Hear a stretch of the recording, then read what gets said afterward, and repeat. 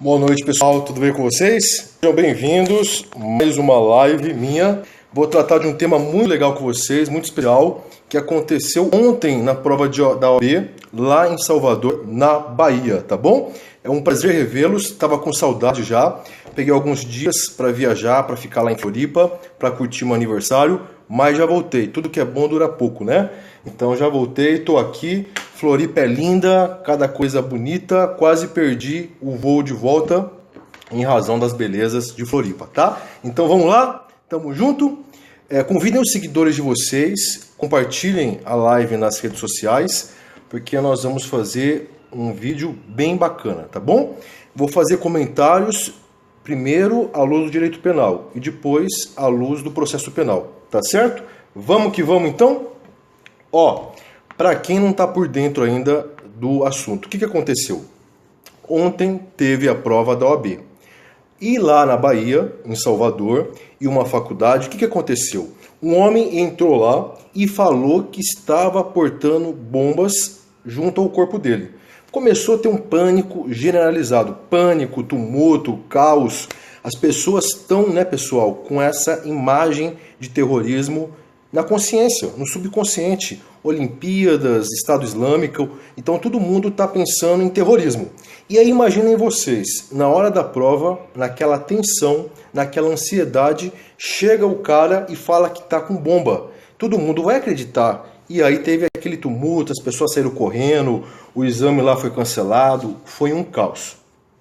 Parece que algumas testemunhas falaram que esse rapaz que alegou que estava com bombas, parece que ele já tentou prestar o exame da ordem 11 vezes. E em razão das 11 reprovações, ele ficou nervoso, ficou revoltado e foi lá fazer esse atentado, entre aspas. Muito bem. Depois descobriram que ele estava portando, na verdade, balas de gengibre.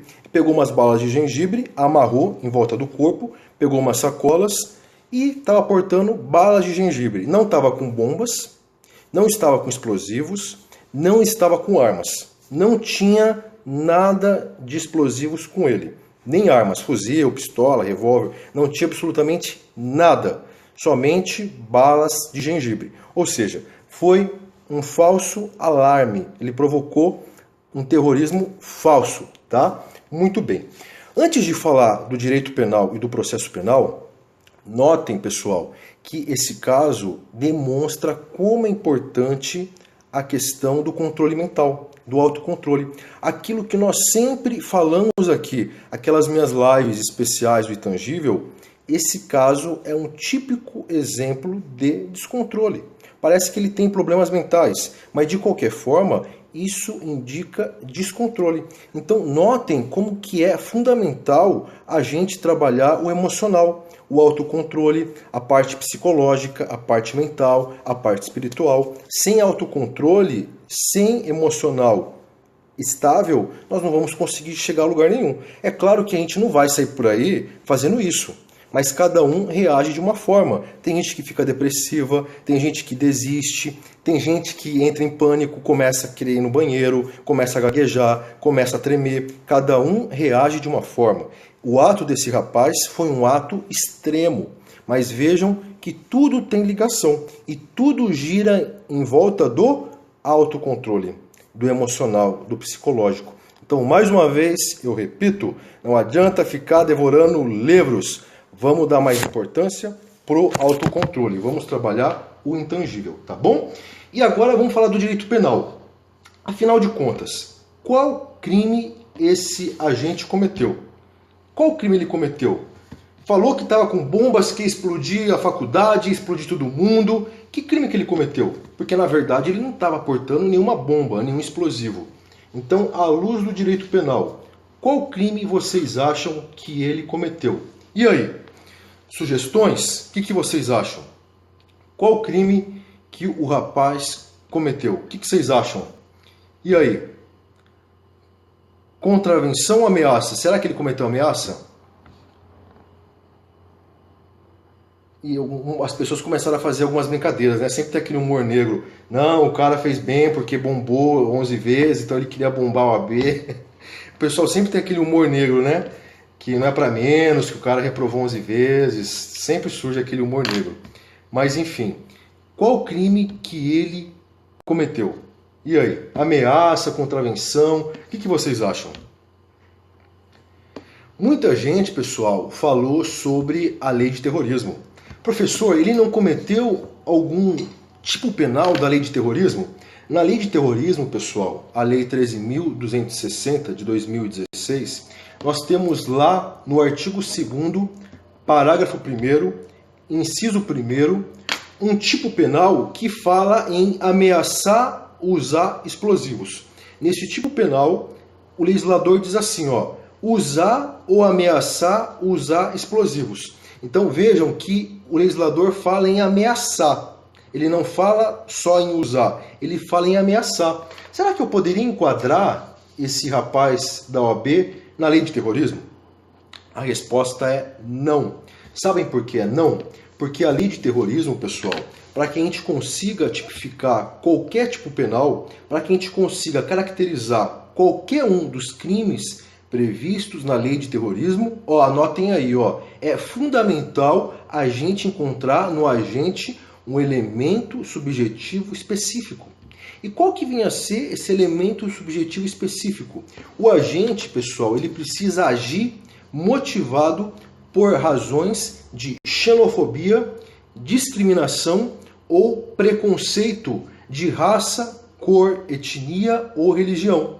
Então, para você punir alguém pela lei de terrorismo, é fundamental que o agente atue imbuído, motivado por algum desses motivos especiais. É uma finalidade especial, é um elemento subjetivo do tipo.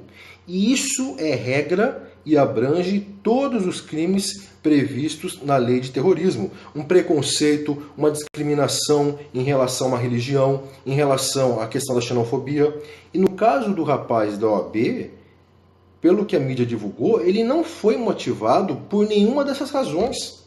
Ele surtou, ficou revoltado com a OAB e resolveu fazer isso. Então notem que não é possível, a meu ver, aplicar a lei de terrorismo, porque nós não conseguimos encontrar, no caso concreto, os elementos subjetivos do tipo. Então a lei de terrorismo está descartada.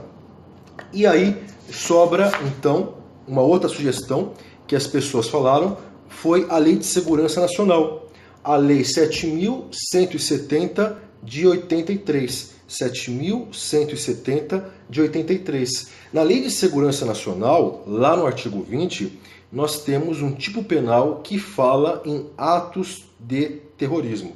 O legislador usou lá a interpretação analógica. Então fala que deve ser punido o agente que praticar lá sabotagem, etc., ou atos de terrorismo. Será que eu poderia aplicar a Lei de Segurança Nacional nesse agente? Poderia aplicar o artigo 20 da Lei de Segurança Nacional? E aí? Pessoal apressado, né? Contravenção. Fiquem calmos, calma que a gente vai chegar lá. Vamos por partes, né? Vamos por partes, tá bom? E aí?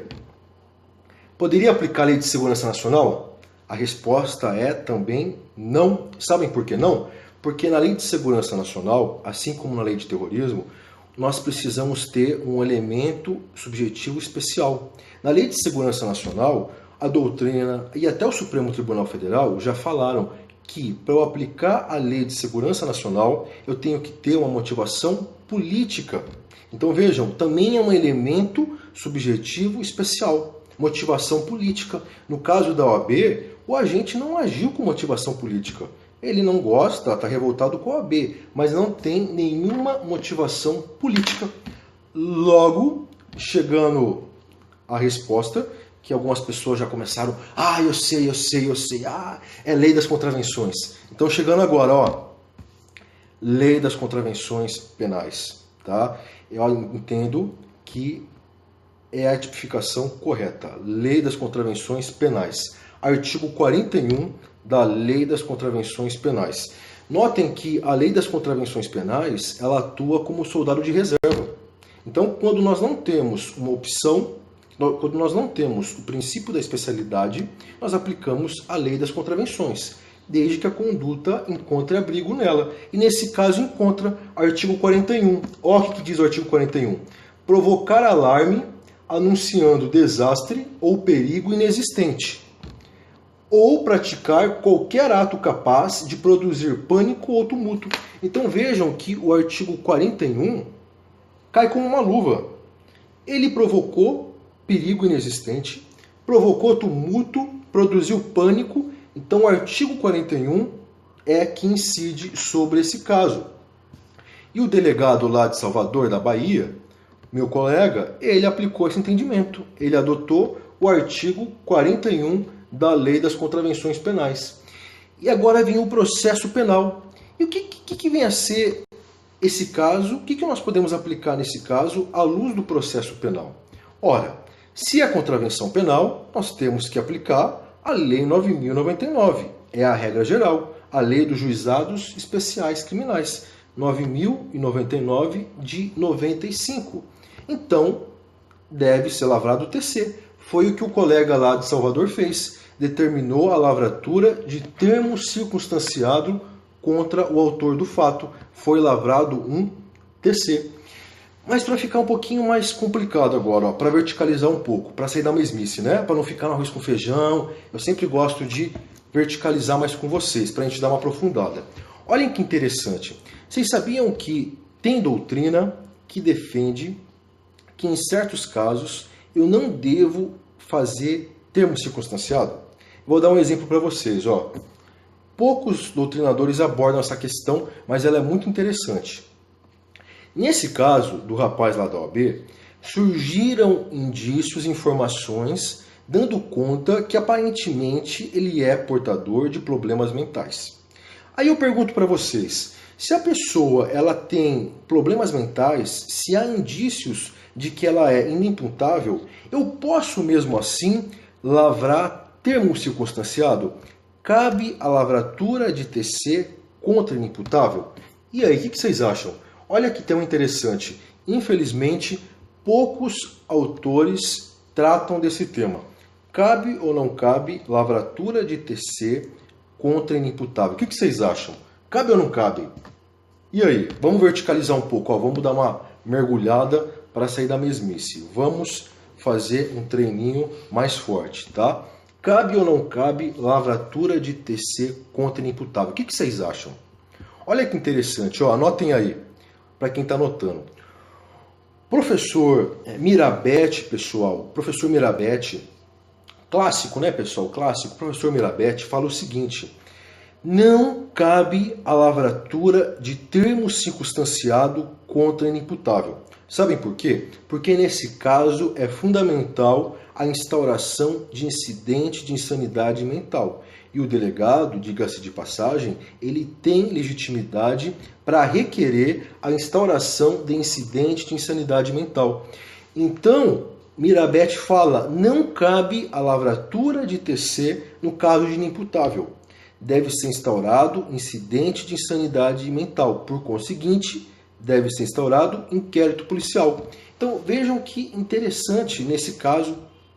Se nós aplicarmos esse entendimento, na minha visão, significa que o delegado teria que prender o autor do fato. O delegado não poderia liberar o autor do fato. Porque se ele aparenta ter indícios de alguma doença mental, se ele aparenta ter um pino a menos, adotando esse entendimento do Mirabete, o delegado não poderia simplesmente fazer um TC. Se nós adotarmos esse entendimento do Mirabete, o delegado teria que fazer o quê? Ele teria que lavrar auto de prisão em flagrante. Tá? Mas esse é o entendimento, pessoal, do Mirabete. Eu estou comentando com vocês para a gente refletir, para fomentar o debate, para enriquecer a nossa live. Tá? É um entendimento do Mirabete, é um clássico, né, pessoal? E eu não vejo como jurássico. Eu acho que todos os autores são importantes. Cada um tem importância no seu tempo. O ideal é a gente conciliar os clássicos com os modernos. E notem que esse entendimento, pessoal, ele faz sentido até. Ele não é totalmente assim, nada a ver, falando numa linguagem popular. Sabem por quê? Imaginem que esse suposto inimputável, imagine que ele é solto e ele é um esquizofrênico. Imaginem que ele pode matar alguém daqui a pouco. Então vejam, esse entendimento ele tem um fundamento jurídico. Outra coisa que o Mirabete fala, pessoal, é que o inimputável ele não tem condições de assumir compromisso, ele não tem condições de fazer transação penal, de fazer composição, ele não tem discernimento, tá? Então notem que faz sentido sim, dependendo do ponto de vista. Imagine você, delegado de polícia, na sua delegacia. Você pega o cara que é totalmente louco e você consegue enxergar isso salta aos olhos. E aí você vai ter que fazer um TC, porque ele praticou uma contravenção penal. Ele vai assinar e vai embora. Só que o cara é totalmente louco. Ele pode sair aqui na rua e matar alguém. E ele está fazendo um risco, ele está causando um risco potencial não só para a sociedade, como para ele mesmo. Imagine que ele encontra lá uma viatura e vai para cima dos policiais, os policiais vão lá e atiram nele. Então ele causa um risco para ele próprio e também para a sociedade. Então vejam, esse entendimento, dependendo do ponto de vista, ele faz sentido sim, tá? Qual que é a doutrina majoritária, professor? Como eu falei para vocês, o único autor que eu encontrei que defende essa tese é o Mirabete, tá? Os outros não tratam desse assunto, tá bom? Não tratam desse assunto. E aí pode vir aquela pergunta, né? O professor, o Mirabete falou que tem que instaurar inquérito policial se ele for aparentemente inimputável. Eu posso instaurar inquérito policial no caso de infração de menor potencial ofensivo? STJ tem julgado no sentido de que sim, tá? Então anotem que isso é importante também. Ainda que seja infração de menor potencial ofensivo, dependendo da complexidade do caso, o STJ entende que é possível sim a instauração de inquérito policial, tá bom? Outro detalhe importante, que eu separei aqui para vocês, é a questão das medidas cautelares diversas da prisão. Será que eu poderia representar para que esse autor do fato seja aplicada a ele alguma medida cautelar diversa da prisão? O juiz poderia determinar, por exemplo, que ele não se aproxime de locais de prova. O que vocês acham? Eu poderia aplicar uma medida cautelar diversa da prisão? Poderia ou não poderia? E aí? Poderia ou não poderia aplicar uma medida cautelar diversa da prisão? O que vocês acham?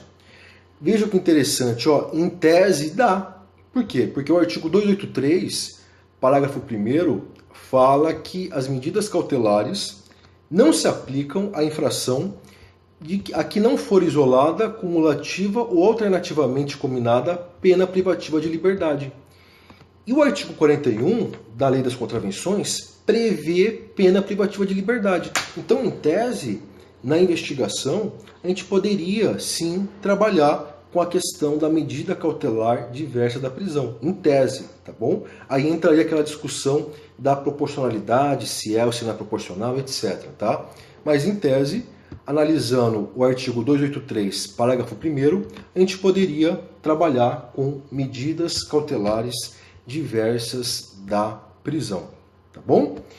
Então é isso, pessoal. Por hoje é isso que eu queria passar para vocês. Mais um tema para a gente refletir, tá certo? Espero que vocês tenham conseguido aí entender, acompanhar, tá certo? A prova da OAB está enlouquecendo, pessoal, né? Por isso que é importante vocês trabalharem o intangível, por isso que é importante passar o trator, tá certo? Curtiram a live? Gostaram do nosso retorno ao Periscope? Gostaram? Que bom que vocês curtiram. É isso aí, tá bom? Então é isso que eu queria passar para vocês. Para quem não me segue, segue lá as minhas redes sociais. Tá bom? Sigam lá no Snap, no YouTube, no Periscope e também no Instagram, tá bom? Delta Thiago com TH. Foi um prazer rever vocês. Até a próxima live. Fiquem com Deus e boa noite, tá bom? Qualquer dúvida, mandem lá direct, mandem mensagens pelo Facebook. Abração, pessoal. Bora passar o trator.